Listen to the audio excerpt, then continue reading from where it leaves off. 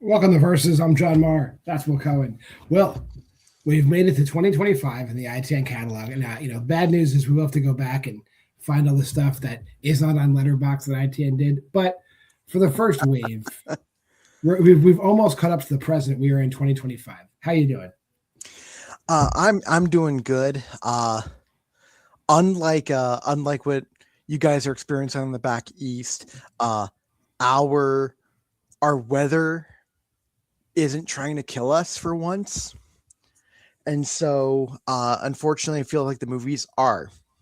Yeah. So it balance. Today's movie asks the question: what if we took major plot points from Fede Alvarez's Evil Dead and The Ring and combined them, with no business combining them, but let's combine them, and then also have the Steamboat Willie intellectual property in it. You'd get Mouseboat Massacre. Now, you can comment in the box art. Okay, so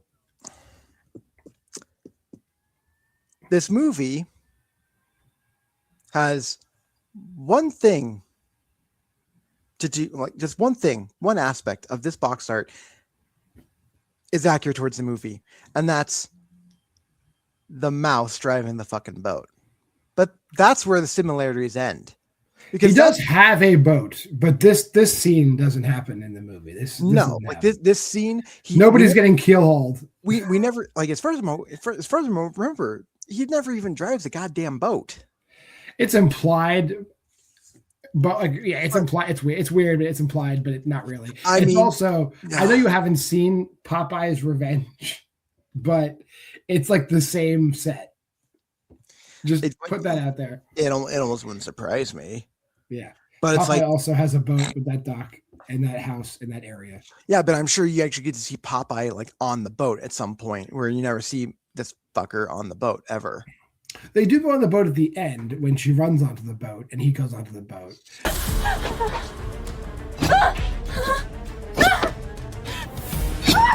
Oh, is that his boat? I didn't realize that was his boat. That's his boat. Yeah. Okay. I think you're gonna have the biggest problem that I'm gonna have in this movie, but I'm gonna just take a shot at the synopsis first. So, like I said, for some weird reason, like they give you it's so insane because like all the ITN movies, when they know they've fucked up, like when they know they've fucked up, they always throw in like a 5-minute like exposition scene where the way they're getting the exposition to explain what's going on, the person doing it could not possibly know the facts they know. Like, for example, every time, like they used to have the YouTube dude, like in every ITN movie, they would just go to that YouTube guy and he had a video. He always had a video on the monsters. And he was always like, hey, and then wouldn't you know it? And he's just like a fucking dickhead. He's like a shaky dickhead. And he like would just know everything about the monster, but like it never helped anybody. In this one, the girl finds a newspaper article, and the newspaper article knows like the motivations and thoughts of every person involved. There's 3 people killed in the cold open. Yet this newspaper, from just, I guess, looking at the dead bodies of these kids, knows the whole story. It was reported that the teens had purchased a haunted VHS tape online from an unknown source, which claimed that watching the tape would result in being targeted by the mouse. This is the part where I really just could not get past this part. She's fucking reading the article out loud to nobody but herself. And she's not even reading it well. She is stumbling over her words repeatedly. The teens had then purchased a second-hand TV and VHS player. Belief in this theory gained popularity after the police failed to find the killer. I don't know whoever directed this. You know you can call cut at any time, right? Like no, they were strapped for time.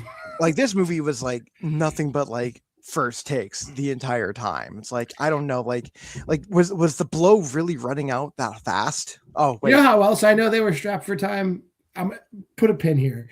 How else I know they're strapped for time is like if you look in the background, like they didn't care what time they were shooting these scenes. Like the brother Nigel goes on a lunchtime picnic with the girl Phoenix he meets at the gas station. How about we meet by the south side of the lake? You eat yet? No, I haven't. Me neither. I'll bring some stuff. We can have a little picnic. Yeah. They get to the shore. We cut away, they come back. It's fucking nighttime.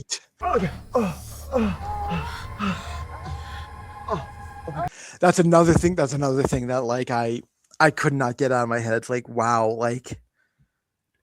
But then it came later on fast. before like yeah, then Dad's cooking dinner after nighttime. It's been nighttime for hours. Dad's cooking dinner. Then he and the dad Stu and the daughter is what's her name? Not Blair. That's her. Mimi go outside, and now they're talking like on the lakeside, and it's like dusk, like the sun is setting. So the sun like came back up for a second. You're not mean. You just care. It all started before I met your mum. It's like, okay, so just need to put that out there. But let's get back. The exposition scene.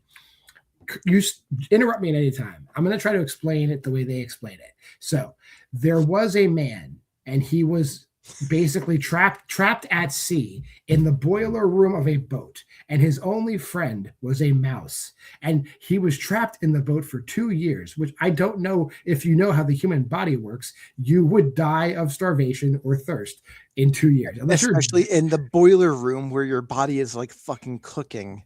You'd be dead. But I digress. So his only friend is a mouse. Then he is freed after 2 years, but the mouse, he was so enthralled with having a mouse, he wanted to make the mouse a boy, or make the mouse a person. So he becomes a mad scientist, and all of his scientist experiments are like mediocre at best, and he is not able to breathe life into the mouse man. So he puts the mouse into a VHS cassette tape. And the science now turns to a curse. So or maybe just science has progressed to the point that it's actual magic.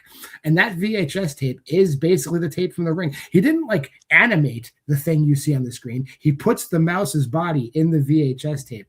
And when you play the VHS tape, it is not only like an animated Steamboat Willie version of The Ring.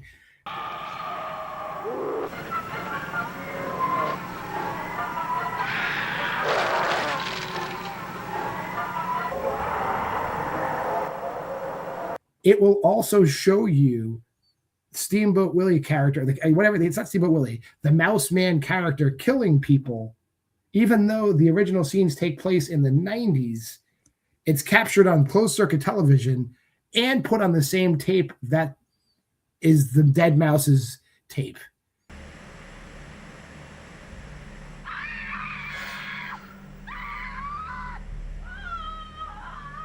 What the hell? Did I make any mistakes? Well, so there's a couple of things you left off. Okay. The main part that you left off, and this is another part that drove me up the fucking wall, is that they specifically say that that whoever watches the tape is the one who gets punished. Which is fucking wild, because everyone who dies never watched the tape. Everyone who dies doesn't even know the tape exists. Basically in the beginning, in the cold open, it is The Ring rules. All three of the people we see in the beginning did watch the tape, and they are referencing the tape, and they're scrambling to try to figure out like how to stop the tape from killing them. We never should have watched that tape. I can't. Oh my gosh, I found them! I found them! Come on, Lily, we gotta go! Cool. In the present, Mimi is the only person that watches the tape. Yet the mouse just shows up and kills fucking everybody. And then also including the girl that the virgin boyfriend fucked, which, by the way, they did not fuck. His underwear was on the whole time. And also, for it to go like from day to nighttime like that means that he lasted that much time. A virgin would never do that. Just saying. True that. What was I say? Also, did you notice in the newspaper article Mimi reads, there's actually a line about the videotape, and that the police didn't take the videotape and like put it in an archive. The police locked the television and the videotapes in the basement of the house. Like that was their solution to the problem. This house that we rent out to everybody else, we're gonna lock this haunted videotape and the television in the basement, and then put it in the paper so that anybody can just read and know where this cursed shit is. That makes no fucking sense. They locked it away, along with the TV and VHS player, in the basement of the old St. Iwex Lake house. No, there's very little of this film that does, John. Like it might feel like we're glossing over things really, really quickly. No, it's not that we were even strapped for time. We just don't care about this film enough to give it its flowers. I got to say, like it's a wild ride. I laughed a lot, which is good, but like, and like I feel like I'm jumping all over the place, but I'm not. Like, so the 3 people get killed in the cold open, right? Whatever.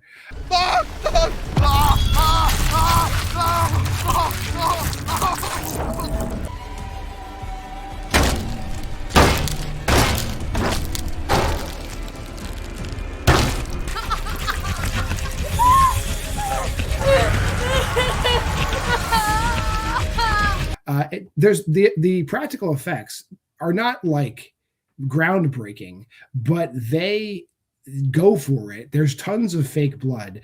The sound, the person who's doing the sound is like having a field day. Like it's comical. Like it's like the sounds are so big. Like whenever he hits somebody, it sounds like he's ripping apart like half a cow. It's like that would not make that noise if you stab somebody, but they went for it. So I appreciate how over the top it is, because I'm not getting that whole ITN sensation that they didn't know they were doing this. I feel on some level they knew exactly what they were doing. So I'm going to say, cool. Unlike most ITN films, and this is why eventually when you get to the scores, you'll understand where we're coming from, because for the most part, this movie sucks. But 2 aspects of this film were done extremely well. Like John said, the special effects team, like, for once, all the budget didn't go to beer and blow. It clearly went to the special effects team and the people who were doing the Foley and stuff like that. The sound mixing on this is actually really good, but that's it doesn't match the action, but they're making sounds. At least it's better than what we've gotten in the past, where it's like it's a gunshot, like people are supposed to be like shooting guns, and it's literally like a nickel store like muzzle flash gun. Yeah, right. So, like I said, Mimi watches the video, and then the mouse just shows up and just starts killing everybody. Like stabs the girl who takes her top off, which is a rarity in ITN movies.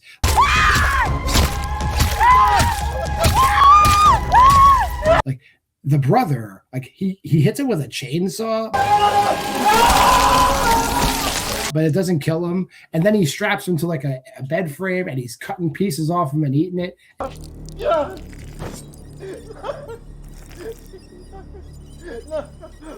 Oh, God. That doesn't kill him. Whatever. Fast forward to my favorite part of the movie. By the way, Mimi is a heroin addict. And they've brought, just like Evil Dead, and they've brought her to this house, the house where the haunted videotape and the TV is. They've brought her there to do the basically detox, right? And she's not having a good time. And the lady who her interventionist is, they should have just called me to consult. The worst mental health professional I've seen in some time. Has no idea what she's doing. And I do love the fact that, like, in the middle of this detox for Mimi, like, she tries to have like an impromptu like family therapy session with the mom and dad, and the dad just like, fuck off. I think this might help, just getting to the root of why Mimi is the way she is through her parents. Well, I'm going to carry on cooking. But we find out later he's also an addict. So, like, whatever. But my favorite thing is, like, then like the mom and dad get into some kind of scuffle with somebody, and then the mom falls over, hits her head, and she's bleeding from her head. So the one person who needs to be there for the detox volunteers to take the mom to the hospital. And we get that scene from like Jason Lives with like Tony Goldwyn and the director's wife, where like Mickey Mouse or Steamboat Willie is standing in the road.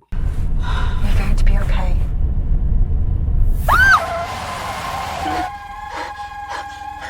And they stop the car. And then for some reason, I'm going to use a visual aid. The car's headlights are on, and the therapist gets out of the car. And even though the headlights are on, she turns her flashlight on her phone on. So she's standing in the headlights of the car like this. She's in the headlights, and she's like this in the headlights of the car. Like, what good is this doing? You can see. You don't need to do this.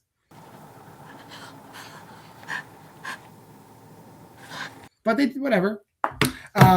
And then she gets stabbed. It's very doesn't the mouse get in the car? Like she goes out and somehow the mouse gets behind her into the car, and then they get back in the car, and it's a fun old time. And she gets stabbed like 1,000 times.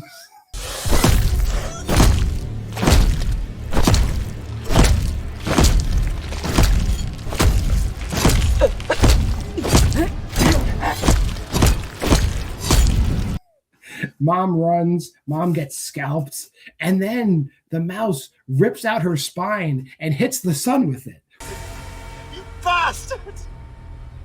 You bastard! I hate you! You bastard!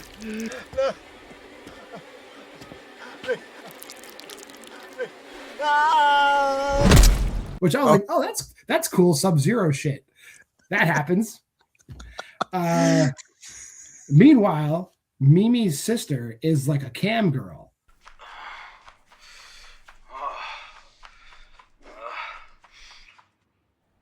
Her sister Blair is like a cam girl, and she has like this like South Asian customer who just like, and it pissed me off because he specifically tells her in the beginning of the movie, he's like, you got to put on the blue lingerie for daddy. And she never puts the blue lingerie on. She's always wearing the same salmon colored lingerie the whole goddamn time. The man is paying you good money to jerk off, and you don't even put on the lingerie he wants. That's fucked up.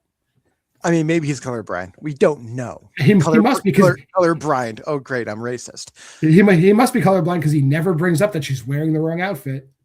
Hey, don't you know that this is my pink blazer? That is definitely a pink blazer. And then the mouse somehow gets in the house and like rips her face off.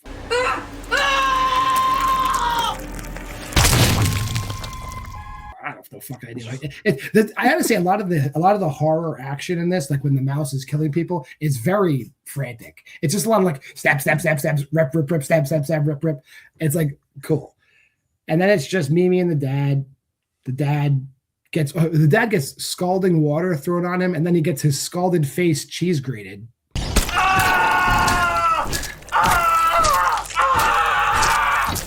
Oh yeah. So that's cool. Which is a direct scene from the tape as well. Yes. Then it's just the only one that's like directly like referenced as far as I'm aware. Well, there's also the guy gets decapitated in the beginning. Oh yeah, you got me there. You get a few things. Mimi flees to the mouse's boat, and for some reason the mouse always seems to know where everybody is. Like he always knows exactly where everybody is, but he can't find her hiding on the boat. So whatever.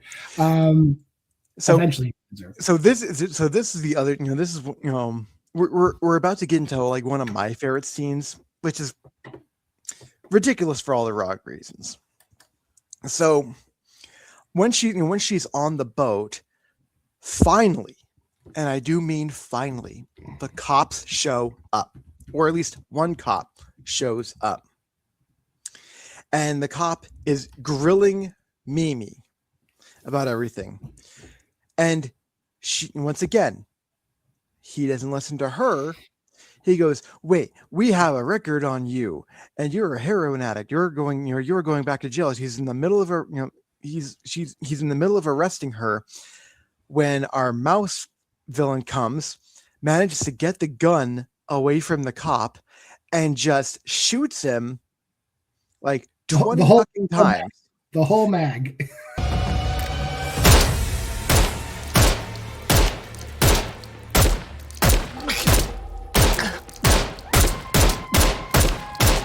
Just bam, bam, bam, bam, bam, bam, bam, bam, bam, bam, bam, bam, bam, bam, bam. It's like, dude, he was dead like 15 shots ago. This mouse doesn't know what he's doing. Yeah, so the cop would have helped. Yeah, and the fact that he has a record on a girl that's not from that area is weird. But then, then it's just Mimi, and she's running around, and you think she's defeated the mouse because she deflects one of his attacks with the videotape, and it destroys the videotape, and the mouse glitches out of existence.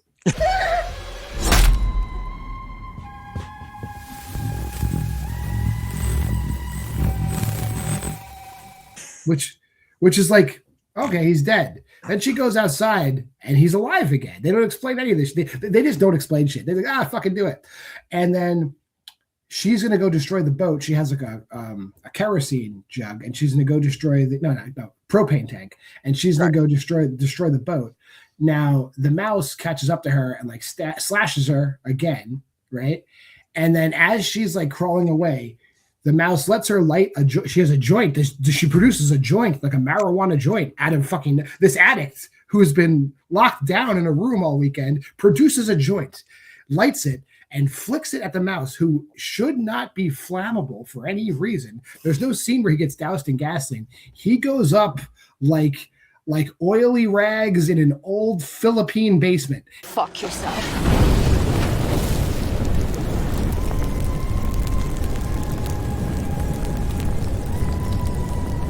But the propane tank doesn't explode. She's just sitting there watching him burn, and the propane tank never explodes. And that's the end of the movie. Yeah, this like he goes up like faster than Toni Collette does in Hereditary. No, it's Gabriel Byrne. No, your Gabriel shit. Byrne. Oh, dude, I saw this movie once. Fuck off. But still, like goes up, he go like complete and like total immolation. Nothing happens. But yeah, it's ridiculous. It's just ridiculous shit. Yeah, that's it. Like, I mean, I had fun with this movie. So we'll get to the ratings then. But I think it's worth it. I know I rated it higher than you, so you go first. Okay. So honestly, this movie originally was going to get a much lower rating from me, but there is fun to be had, even if it's for all the wrong reasons. I gave this 1.5. The sound crew and the special effects crew knew exactly the kind of film they were making. It's like they understood, like they had to have like watched like somehow like rough cuts of a Mousetrap, or maybe they pulled a copy of Screamboat and like, okay, we don't have that budget. We're going to give our all to this, and this became their passion project.